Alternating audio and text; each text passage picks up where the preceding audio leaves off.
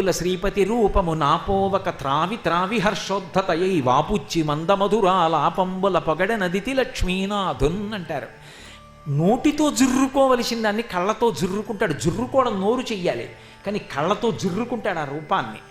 అప్పుడు లోపల ఎక్కడో గొణుగుతుంది, గోవింద గోవింద గోవింద అని. గొణుగుడే మనసు అక్కడ అలా నిలబడిపోయి తాగేస్తూ ఉంటుంది ఆయన రూపాన్ని. ఎక్కడో గొణుగుతూ ఉంటుంది ఆయన నామాన్ని. ఆయన్ని చూస్తూ చేతులు చూడండి ఇలా పెడతారు, అక్కడికి వెళ్ళి ఇలా అంటే హనుమద్వాహనంలో హనుమ పెడతారు ఇలా, మిగిలిన వాహనాలు పెట్టవు. హనుమద్వాహనంలో ఇలా పెడతాడంటే ఇలా ఎప్పుడు పెడతాం? ఇంతకన్నా నాకేం కావాలండి అంటే ఇలా పెడతాం. అక్కడికి వెళ్ళాక చూడండి చాలామంది ఘంటామంటపం దాకా వచ్చి అంటారు, అబ్బా ఇంకింతకన్నా ఏం కావాలి. ఆనందము ఉద్భుతమవుతుంది. మీలోనే ఉన్న ఆనందమును ఉద్భుతము చేసి అనుభవింపజేస్తాడు. జీవిత సార్థక్యం పొందుతాం. అందుకే ఆ విమానము ఆనంద నిలయ విమానము. అందులో ఉన్నవాడు ఆనంద నిలయాధీశుడు. వాడు ఇక్కడే ఉన్నాడు. ఇక్కడున్నవాడిని చూడడం వస్తే వాడు ఎప్పుడూ అనుభవింపబడుతుంటాడు. అందుకే అహం దూరతస్తే పదాంభోజ యుగ్మ ప్రణామిచ్చ యాగచ్చ సేవాంకరోమి సకృచ్చేవ జానిచ్చ సేవా ఫలం తం ప్రయచ్చ ప్రయచ్చ ప్రభో వెంకటేశ.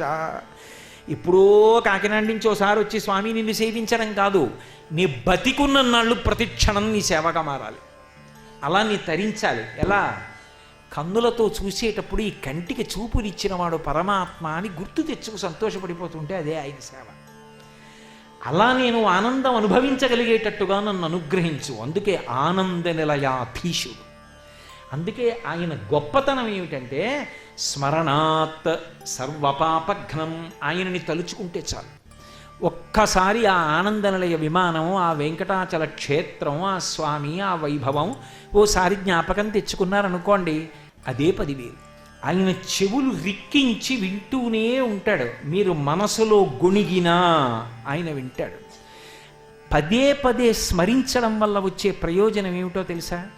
ఒకసారి మీరు యాత్ర చేసి వచ్చి మాట్లాడుకుంటున్నారనుకోండి, మాట్లాడుకుంటున్నప్పుడు ఏదో భార్య మాట అంది, కొడుకో మాట అన్నాడు, కోడలో మాట అంది, కూతురో మాట అంది, అల్లుడు ఒకటన్నాడు, భార్య ఒకటంది, తాను ఒకటన్నాడు, ఏదో స్మరించుకుంటున్నారు. అబ్బాయి ఏమంటే ఆ రోజున గబగబా వెళ్ళాం కానీ ఏమిటో కాళ్ళు నిప్పితో నేను ఎక్కలేకపోయాను. గోవిందరాజస్వామి గుళ్ళోంచి బయటికి వచ్చేటప్పుడు గోపురం లోపల సుదర్శన చక్రం ఉందన్నారు, మీరు ఈ మాట వెళ్ళినప్పుడు చూడాలండి అందనుకోండి. ఆర్తితో భార్య వింటాడు, మళ్ళీ తీసుకెళ్తాడు. అందుకే ఆయనని స్మరిస్తే చాలు, అది లెక్కలోకి తీసుకుంటాడు. అది కలియుగంలో ఉండేటటువంటి గొప్ప అదృష్టం. మీరు ప్రయత్నపూర్వకంగా అక్కర్లేదు. అందుకే ఆయన వైభవం ఎక్కడుందో తెలుసా? ఆ స్వామి యొక్క మూర్తిలో ఉంది. అది నిజంగా స్వామి, అది విగ్రహం కాదు. అందుకే మీరు ఏం చెయ్యండి అందంగా ఉంటాడు. కలియుగంలో మన అదృష్టం ఏమిటంటే